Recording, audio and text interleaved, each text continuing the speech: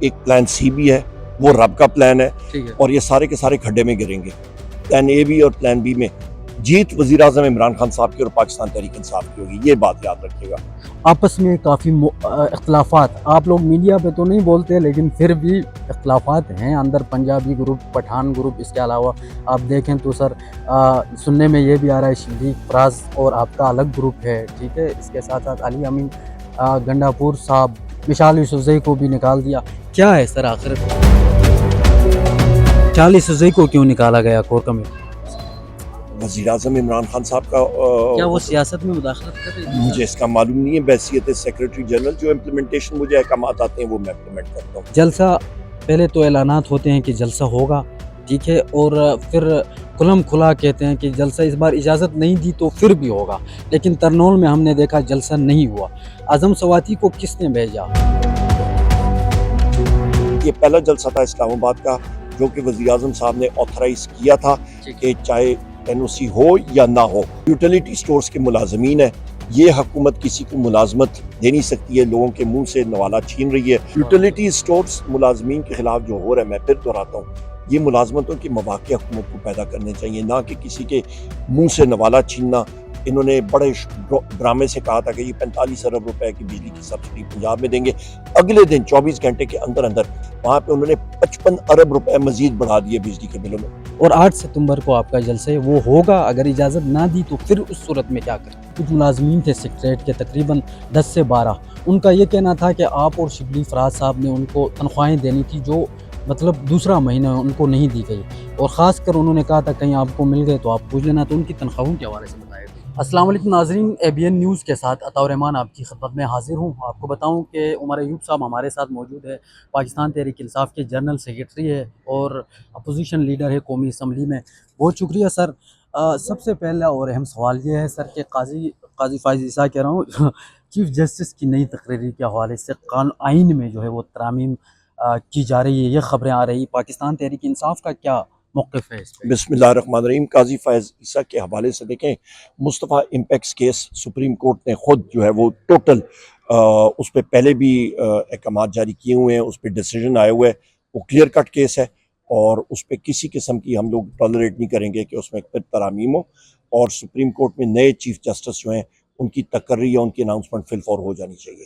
ہم دیکھ رہے ہیں کہ پہلے پلان اے آیا، پلان اے میں مخصوص نشستیں پاکستان تحریک انصاف سے چھیننے کا پلان تھا، اس کے بعد پلان بی پہ کام جاری ہے، ابھی 3 پاکستان تحریک انصاف کی جو نشستیں تھیں وہ لے لی گئی، ٹھیک ہے، اور اس میں 20 اور 22 ہزار ووٹ بھی ریجیکٹ کیے گئے سپریم کورٹ میں، ٹھیک ہے سر، اور ابھی بھی پلان بی پہ کام جاری ہے سر۔ آپ دیکھیں سپریم کورٹ قومی اسمبلی اور سینٹ کا اجلاس بلایا گیا ہے، تو کیا مقصد ہو سکتا ہے اس اجلاس کا؟ دیکھیں، اس کا میں یہی کہوں گا کہ ایک پلان سی بھی ہے، وہ رب کا پلان ہے، ٹھیک ہے، اور یہ سارے کے سارے کھڈے میں گریں گے۔ پلان اے بھی اور پلان بی میں جیت وزیر اعظم عمران خان صاحب کی اور پاکستان تحریک انصاف کی ہوگی، یہ بات یاد رکھیے گا۔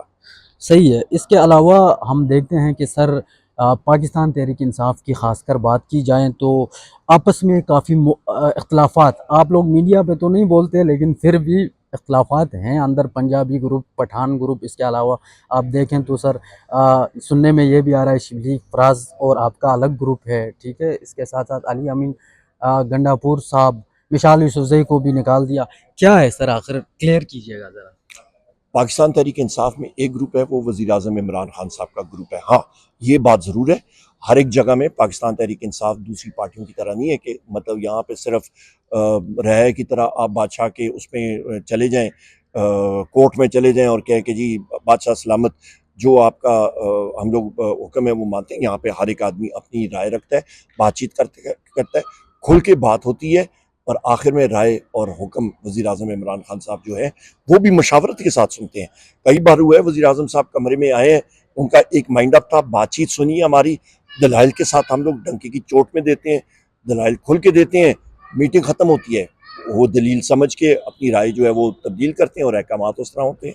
مشال یوسفزئی کو کیوں نکالا گیا کور کمیٹی سے؟ वज़ीर आज़म इमरान खान साहब का क्या वो हुक्म, सियासत में मुदाखलत कर रही थी मुझे सर? इसका मालूम नहीं है। बहैसियत सेक्रेटरी जनरल जो इम्प्लीमेंटेशन मुझे अहकामात आते हैं वो मैं इम्प्लीमेंट करता हूँ। ठीक है, परसों की बात है सर, पाकिस्तान तहरीक इंसाफ के जो मरकज़ी सेक्रेटरीएट है उस साइट पे विज़िट हुआ। वहाँ पे कुछ मुलाज़मीन थे सेक्रेटरीएट के, तकरीबन 10 से 12। उनका ये कहना था कि आप और शिबली फराज साहब ने उनको तनख्वाहें देनी थी जो मतलब दूसरा महीना उनको नहीं दी गई, और ख़ास कर उन्होंने कहा था कहीं आपको मिल गए तो आप पूछ लेना। तो उनकी तनख्वाहों के हवाले से बताएगा। देखिए वो तो पार्टी का इंटरनल मैटर है। जो पार्टी पे जो जिस तरह हमारे ऊपर सख्तियाँ आ रही हैं सारों के ऊपर, ज़ाहिर बात है पार्टी की हर चीज़ पे, और फाइनेंस टीम उसको डील करती है, मैं बज़ाते खुद नहीं करता होता। सही, जलसे के हवाले से बताएगा। लास्ट सवाल लेंगे। जलसा, पहले तो ऐलानात होते हैं कि जलसा होगा, ठीक है, और फिर खुलम खुला कहते हैं कि जलसा इस बार इजाज़त नहीं दी तो फिर भी होगा, लेकिन तरनौल में हमने देखा जलसा नहीं हुआ। आज़म सवाती को किसने भेजा? ये एक सवाल है कि इमरान खान तो जेल से राब्ता तो नहीं कर सकते थे, किसी ने बाहर से ही तो उनको भेजा था, किसने भेजा? और 8 सितंबर को आपका जलसा है, वो होगा, अगर इजाज़त ना दी तो फिर उस सूरत में क्या करेंगे? आपके सवालों के दो जुज़ हैं। जुज़ ए नंबर एक कि वज़ीर आज़म इमरान खान साहब ने खुद मीडिया टॉक में कहा कि उन्होंने बुलाया आज़म खान सवाती को, बात ख़त्म हो गई। किसके थ्रू बुलाया सर? जेल अथॉरिटीज़ के ज़रिए, और किसके ज़रिए होगा? वहाँ पे कम्युनिकेशन सिस्टम डयाला जेल में है, ठीक, टेलीफोन है, सारा कुछ है, वहाँ पे बुलाया होगा उन्होंने। सही। तो हमें तो अहकामात मिले हैं और वो एक्सिक्यूट हो गए। वज़ीर आज़म साहब ने खुद ये बात कही है। किस तरह क्या, वो आप वज़ीर आज़म इमरान खान साहब से जब नेक्स्ट मिलते हैं वहाँ पे जेल में पूछेगा। नंबर एक तो यहाँ पे बात होगी। दूसरी बात आपकी कि क्यों पोस्टपोन हुआ, वो मैं आपको बता देता हूँ। यहाँ पे ख़त्म नबूवत के हवाले से इधर कोर्ट हियरिंग हो रही थी, जी। और हम लोग सब आशिक़ रसूल हैं। वज़ीर आज़म साहब के पास इंफॉर्मेशन थी कि कोई ना कोई ये इशू बनाएंगे और हमारे गले में वो फिट करने की कोशिश करेंगे। वो इस तरह की सिचुएशन नहीं लाना चाह रहे थे, और उन्होंने खुद ये अहकामात दिए। और तीसरी बात, ये पहला जलसा था इस्लामाबाद का जो कि वज़ीर आज़म साहब ने ऑथराइज़ किया था कि चाहे NOC हो या ना हो, और आखिरी मिनट पे इन्होंने NOC कैंसिल किया। इसी अदालत का, इस्लामाबाद हाई कोर्ट का दिया हुआ NOC जो है वो इस्लामाबाद की एडमिनिस्ट्रेशन, जो चीफ कमिश्नर है अली रंधावा, उसने कैंसिल किया था। हालांकि एक दिन पहले उससे मैं मिला था, बैरिस्टर गौर साहब भी थे और साथ शोएब शाहीन साहब। उसने कमिट किया था, फिर भी वो मुनकर हो गया। उसने झूठ बोला बुनियादी तौर पे, झूठा साबित हुआ। उसकी और उसकी एडमिनिस्ट्रेशन, DC भी और AC साहिबा भी, सारे झूठे साबित हुए। और उसके बाद हमने ये तहिया किया हुआ था कि हम लोग फुल फोर्स में आएंगे।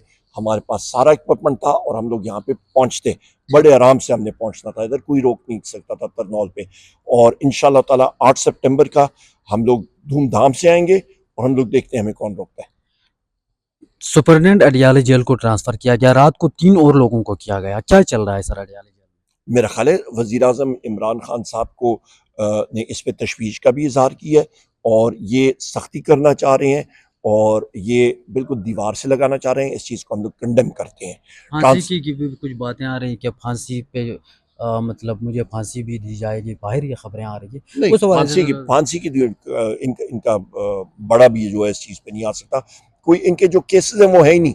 मतलब एक दिन भी, एक सेकंड भी इमरान खान साहब के खिलाफ जो केसेस हैं वो जायज़ नहीं है। ये सारे पॉलिटिकली मोटिवेटेड केसेस हैं। लास्ट ये जो आज पूरा आपने देखा होगा डी चौक सारा बंद किया हुआ है, सारे कंटेनर्स लगाए हुए हैं, लोग एहतिजाज पे बैठे हुए हैं खासकर, तो उस हवाले से बताइए सर। यूटिलिटी स्टोर्स के मुलाजमीन है। ये हुकूमत किसी को मुलाजमत दे नहीं सकती है, लोगों के मुंह से नवाला छीन रही है। बिजली के, मैं अभी सीधा अपने गांव हरिपुर से ही आ रहा हूँ। कल भी मैं बैठा हुआ था एक जगह पे, एक शख्स का 90,000 का बिल आया। वो कहता है जी मैं क्या करूँ, मैं तनख्वाहदार आदमी हूँ, मैं कहाँ से पूरा करूँ। दूसरी जगह मैं ताज़ियत के लिए गया हुआ था, ज़ईफ़ुल उमर साहिबान सारे बैठे हुए थे एक बेंच पे। कहते हैं जी अभी आपको याद कर रहे थे। मैंने कहा कैसे?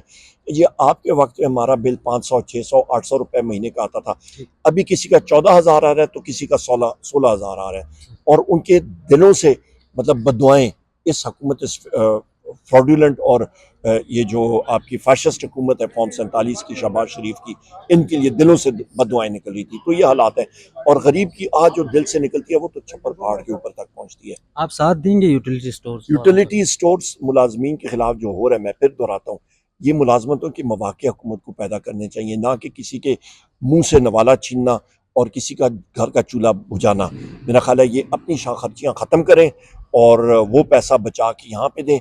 انہوں نے بڑے ڈرامے سے کہا تھا کہ یہ 45 ارب روپے کی بجلی کی سبسڈی پنجاب میں دیں گے. اگلے دن 24 گھنٹے کے اندر اندر یہ نپرا ادھر قریب ہی آپ کے بالکل اس ہائی کورٹ کے پیچھے ہے, وہاں پہ انہوں نے 55 ارب روپے مزید بڑھا دیے بجلی کے بلوں میں. یہ تو ٹوٹل فراڈ ڈرامہ چل رہا ہے اس حکومت کا. 45 ارب دے اور 55 مزید بڑھا دی. جی ٹھیک ہے جی, مہربانی. بہت شکریہ.